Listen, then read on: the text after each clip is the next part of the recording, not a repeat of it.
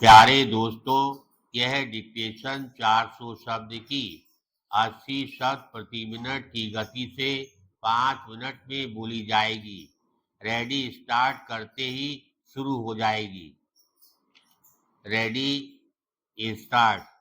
माननीय अध्यक्ष महोदय, भाषा की दृष्टि से प्रत्येक मामले में दोनों पक्षों की तरफ से अच्छे तर्क दिए जा सकते हैं। यही कठिनाई है।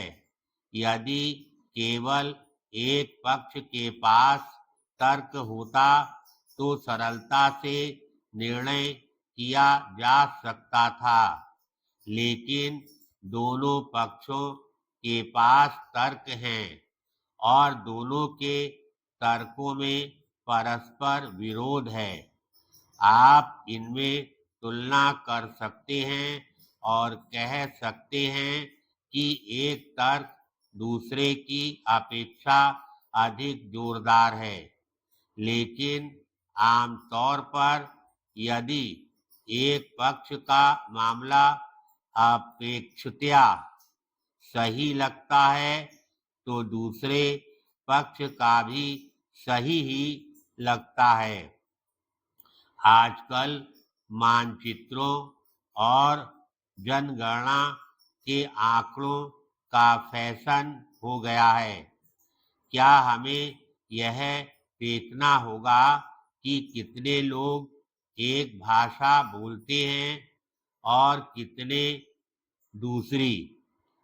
इससे आश्चर्यजनक स्थिति उत्पन्न हो सकती है।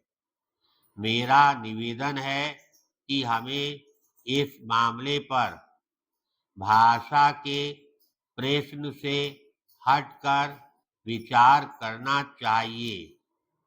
इसमें कोई संदेह नहीं कि भारत की उन सभी महान भाषाओं का जो संविधान में उल्लिखित हैं विकास करना होगा। पैराग्राफ। मैं इससे भी एक कदम आगे बढ़कर कहना चाहूँगा कि उत्तर पूर्वी सीमावर्ती क्षेत्र और किसी अन्य क्षेत्र की भाषाओं का भी विकास होना चाहिए।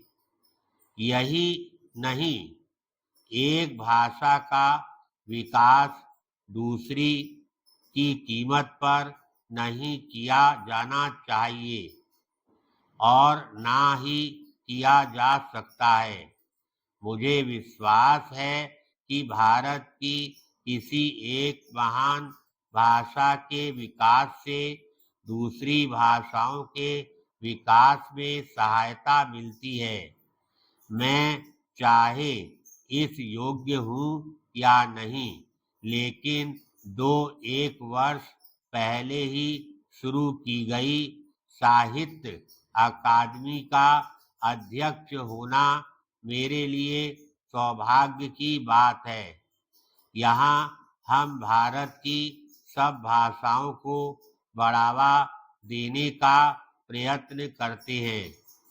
हम इन मामलों पर जितनी अधिक चर्चा करते हैं उतना ही अधिक देखते हैं कि एक भाषा के विकास और वृद्धि के परिणाम स्वरूप दूसरी भारतीय भाषाओं को भी लाभ होता है। पैराग्राफ। इससे भी एक कदम आगे बढ़कर मैं कहना चाहूँगा कि किसी विदेशी भाषा के ज्ञान से भारतीय भाषा की वृद्धि में सहायता मिलती है। यदि हम विदेशी भाषाओं से अपरिचित हैं तो उन भाषाओं के ज्ञान और शिल्प विज्ञान से भी अपरिचित रह जाते हैं, जो आधुनिक जीवन का भाग है। इसलिए हमें किसी भाषा को छोड़ने का विचार नहीं करना चाहिए। मैं स्पष्ट रूप से नहीं समझ पाता कि कुछ लोग उर्दू से क्यों घबराते हैं।